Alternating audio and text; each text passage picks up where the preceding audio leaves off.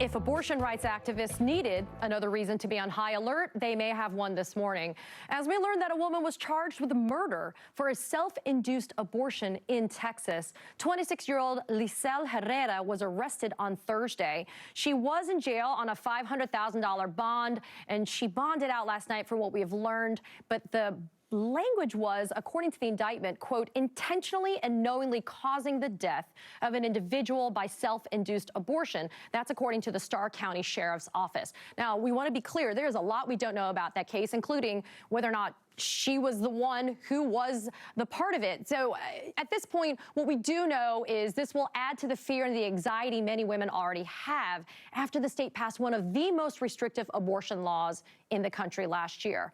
SB 8 makes abortion after the detection of a heartbeat illegal and allows private citizens to sue anyone who helps a woman get an abortion. It set in motion a tide of abortion ban legislation in Republican-led states across the United States, including Oklahoma, where lawmakers voted for a near total ban on all abortions just last week.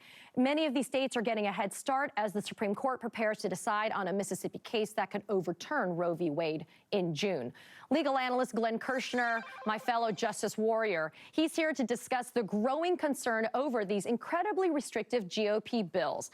Glenn, it is unclear if this arrest in Texas was a consequence of SB 8 since it's a murder charge, but do you think there's any type of correlation between this arrest and that SB 8 law? Yeah, Katie, first of all, congratulations on your new show. I'm so glad that we'll be getting our early morning justice on. Very excited.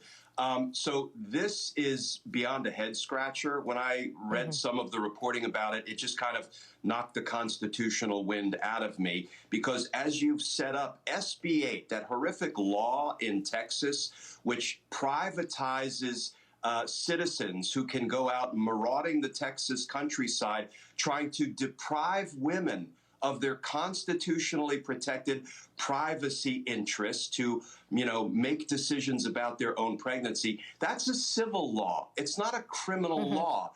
And but here's what I think we need to know. Let's do a quick, schoolhouse rock separation of powers discussion, because there are 9 states, I believe, that still have laws on the books criminalizing abortion. But Katie, those laws predate Roe v. Wade. They were put on the books before 1973, when you could still criminalize abortion. Now, I was a prosecutor, so that made me a member of the executive branch.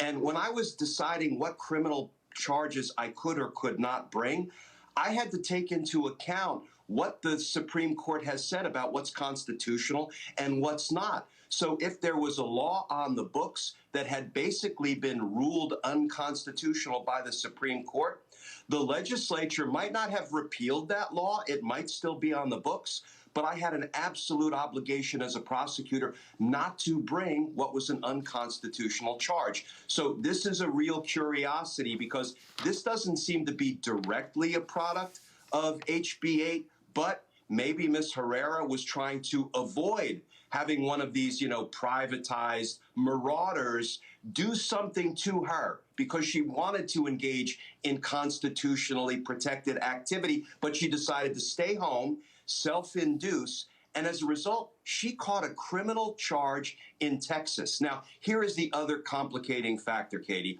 The Texas law of homicide actually has a specific exception saying that if the homicide of the unborn child is a product of an abortion or of the mother doing something, well, it is also not criminal. So I don't think anybody can yet unravel how in the world the Texas state authorities have a lawful right, an ethical right, to bring a homicide charge against Ms. Herrera for engaging in a self-abortion.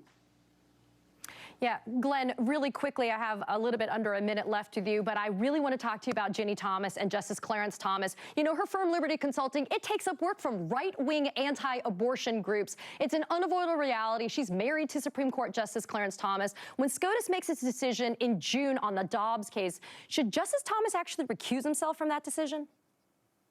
Yeah, we need to look long and hard about the law of conflict and recusal, because what the Supreme Court has proven, Katie, is that it cannot be trusted to police itself. We have a real crisis of legitimacy in the Supreme Court. Justice Thomas decided it was okay to preside over a case that directly involved his wife's potentially incriminating and certainly inappropriate texts. And if Supreme Court justices cannot be trusted to remove themselves from cases in which they have an interest, whether on the J6 front, the insurrection front, or the abortion front, then the legitimacy of the Supreme Court is basically all but gone.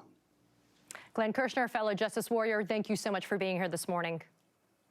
And coming